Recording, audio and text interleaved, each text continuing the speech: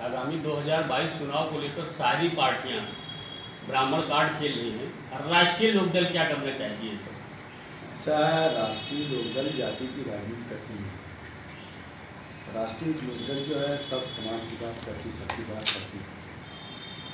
और सबसे बड़ी बात यह है कि राष्ट्रीय लोकदल किसानों की पार्टी जी चौधरी चरण सिंह की ड्यूटियों पर चलने वाली पार्टी। चौधरी चरण सिंह जो है जिंदगी भर किसानों के लिए लड़ते रहे और वो मसीहा कहे जाते थे। आज भी किसानों के, मजदूरों के, गरीबों के मसीहा कहे जाते हैं।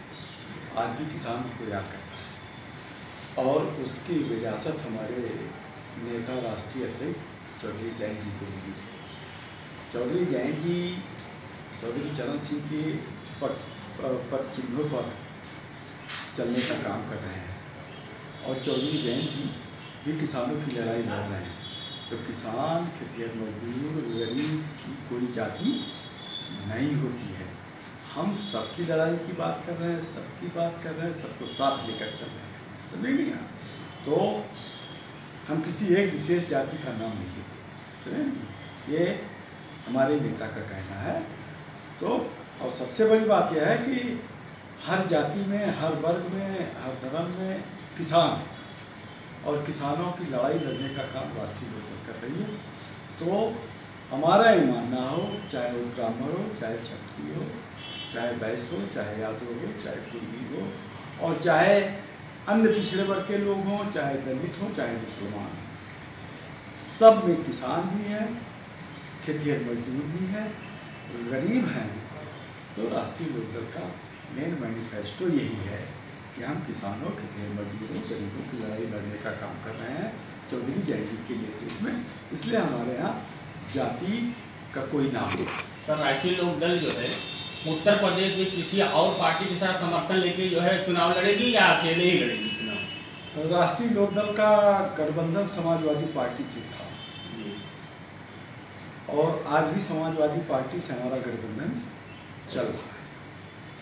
और चौधरी जयंत जी और चौधरी अखिलेश जी दोनों कई बार मिल चुके हैं, दोनों में अच्छी सहमति है और विचारधारा के हिसाब से भी दोनों एक है। तो हमारा गठबंधन था और दोनों हम गठबंधन करके चुनाव लड़ रहे हैं और मैं समझता हूँ कि हमारा मेन लक्ष्य ये किसान विरोधी, खेतिहर मजदूर से इनको सत्ता से हटाना। ये तो उत्तर प्रदेश में सर समाजवादी पार्टी के राष्ट्रीय लोकदल को कितना सीटें दे रही है चुनाव लड़ने के लिए? ऐसा है कि ये दोनों नेता बैठकर बात कर रहे हैं सीटों के संबंध में जी। समाजवादी पार्टी के राष्ट्रीय अध्यक्ष और राष्ट्रीय लोकदल के राष्ट्रीय अध्यक्ष चौधरी जयंत जी और माननीय अखिलेश, ये दोनों बैठ करके बातचीत कर रहे हैं। सहमति बन रही है। सहमति बन जाने के बाद ये खुद ही डिक्लेयर करेंगे, तभी हम सीटों की संख्या और कौन लड़ रहा है तभी कुछ बोल पाएंगे। जी जो है ये जो सत्ता में आए थे झूठ बोल करके, झांसा दे करके और अडानी अंबानी के पैसे से चुनाव जीतने का काम किया था। ये वो भी चुकता कर रहे हैं अडानी अंबानी को और आने वाले चुनाव के लिए फिर उनसे पैसा लेना है। तो ये केन प्रकार किसानों को आपको और कुछ बाकी नहीं था। रेलवे बिक गया, हवाई अड्डा बिक गया और LIC बिक गई, मतलब सब कुछ बिक रहा है। यही एक किसान बचा था। मोदी जी अडानी अंबानी के हाथों गिरवी रख रहे हैं इन किसानों को उनके हाथों में।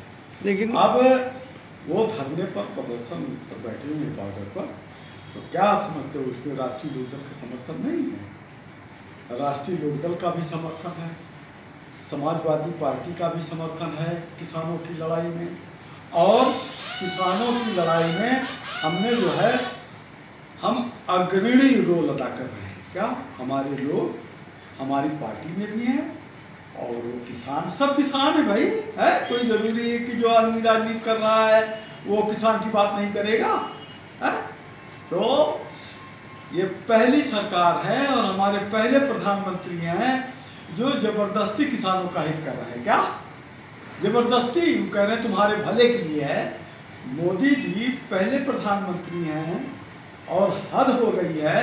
किसान कह रहा हमारा भला मत कीजिए, मोदी जी जबरदस्ती उनका भला कर रहे हैं। क्या समझे कि नहीं? यहाँ पर मोदी जी जबरदस्ती भला कर रहे हैं, किसान कह रहा हमारा भला मत कीजिए। तो वही किसान इनको सत्ता पर लाए थे। और आप देख रहे हैं मोदी जी की लोकप्रियता जो 9 महीने पहले थी ना, आज वो लोकप्रियता खंड है।